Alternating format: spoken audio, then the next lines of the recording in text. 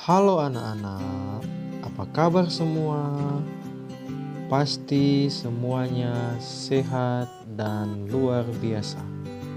Pada saat ini, kita akan belajar materi yang baru. Dan sebelum kita belajar, hendaklah kita untuk berdoa. Dan berdoa dimulai.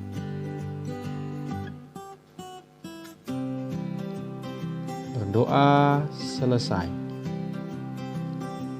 Oke, pada saat ini kita akan masuk di tema 3, benda di sekitarku, subtema 1, aneka benda di sekitarku. Dan sebelum kita masuk ke dalam materi, hendaknya kita mengetahui apa tujuan pembelajaran kita pada hari ini. Tujuan pembelajaran kita yang pertama, dengan melihat video pembelajaran, siswa mampu menuliskan tentang benda-benda di sekitarnya yang terbuat dari kayu dengan percaya diri. Yang kedua, dengan mengamati video pembelajaran yang diberikan, siswa dapat mengidentifikasi informasi yang terdapat dalam teks dengan benar. Nah, pada saat ini kita akan masuk ke materi yang pertama, yaitu tentang benda yang terbuat dari kayu. Nah, di sekitar kita banyak sekali benda yang terbuat dari kayu. Beberapa di antaranya adalah meja, kursi, dan lemari. Kayu juga digunakan untuk membuat benda kerajinan, misalnya patung dan figura. Nah, kayu adalah bagian dari pohon. Untuk memperoleh kayu, kita harus menebang pohon, kemudian mengambil bagian batang pohon untuk diolah menjadi berbagai macam benda. Perubahan dari batang kayu menjadi benda-benda tersebut melalui proses yang berbeda-beda. Yang pertama, batang pohon ditebang, dan batang pohon yang telah ditebang disebut kayu gelondongan atau log. Kemudian log dikirimkan ke pabrik atau pusat pengergajian. Pengiriman log menggunakan angkutan khusus seperti truk melalui darat atau kapal melalui sungai. Nah, kemudian setelah itu log dipotong-potong sesuai keperluan. Dan untuk menghindari jamur dan serangga yang dapat menyerang kayu, maka kayu perlu dikeringkan. Dan caranya hanya dengan dijemur sekitar 2 hingga 4 minggu lamanya. Dan setelah dijemur, kayu sudah siap diolah sesuai keperluan.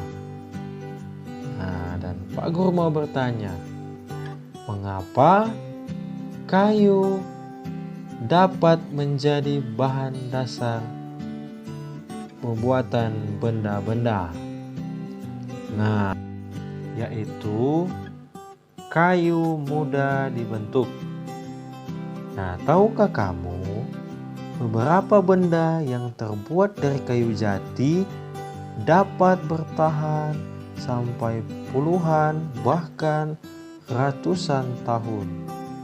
Dan selanjutnya, kayu mempunyai kelemahan, yaitu benda yang terbuat dari kayu adalah tidak tahan api, sehingga mudah terbakar. Dan juga ada beberapa jenis kayu yang mudah terserang rayap atau serangga lainnya, sehingga benda-benda tersebut bisa mengalami pembusukan.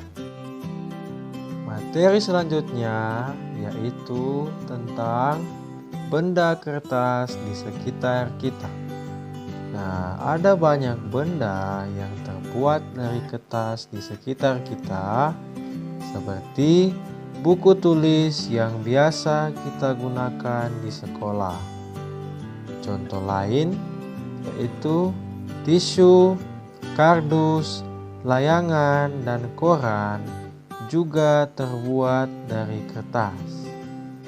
Nah, tahukah kamu, kayu adalah bahan dasar untuk membuat kertas. Pembuatan kertas dilakukan secara bertahap di pabrik. Dengan cara yang pertama, bahan baku kayu ditebang menjadi batangan.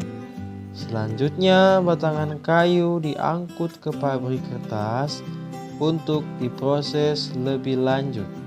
Yang kedua, batang kayu kemudian sengaja didiamkan selama beberapa bulan untuk menjaga kelembabannya. Yang ketiga, kayu yang telah lama didiamkan selanjutnya dikupas kulitnya dan dipotong-potong menjadi ukuran lebih kecil. Yang keempat, kayu dirajang sebesar kotak korek api. Setelah itu dimasukkan ke dalam tangki raksasa yang disebut pencerna atau penghancur. Yang kelima, di dalam alat pencerna, kayu diberi tekanan dan panas. Beberapa jam kemudian, kayu berubah menjadi bahan lunak seperti kapas dan disebut bubur kertas atau pulp. Yang keenam, setelah keluar dari alat pencerna, bubur kertas selanjutnya dicampur air. Bubur dengan kadar air 90% ini kemudian diproses di mesin yang disebut kotak kepala.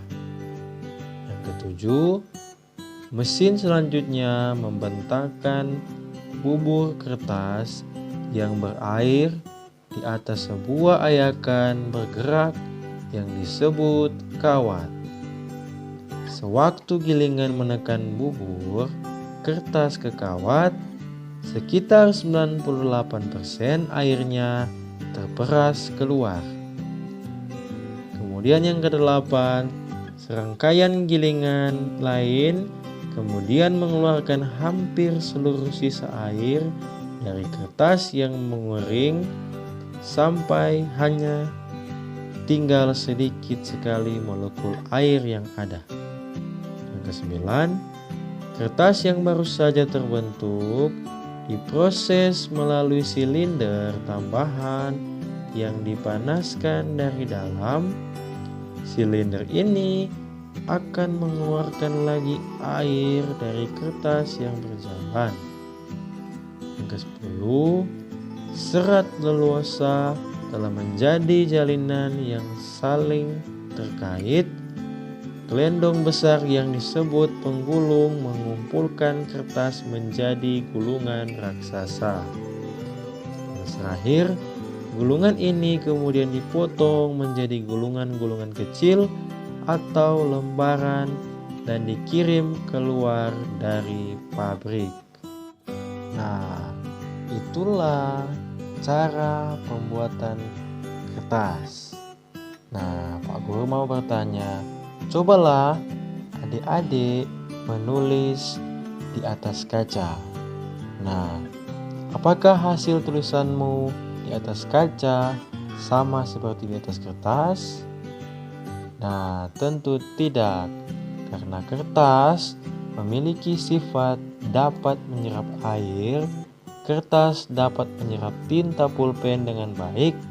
Dengan demikian, semua yang kamu tulis di atas kertas dapat dibaca dengan jelas. Oke, cukup sekian pembelajaran kita pada hari ini. Jangan lupa jaga kesehatan, selalu pakai masker, dan jangan lupa cuci tangan. Terima kasih, Tuhan Yesus memberkati.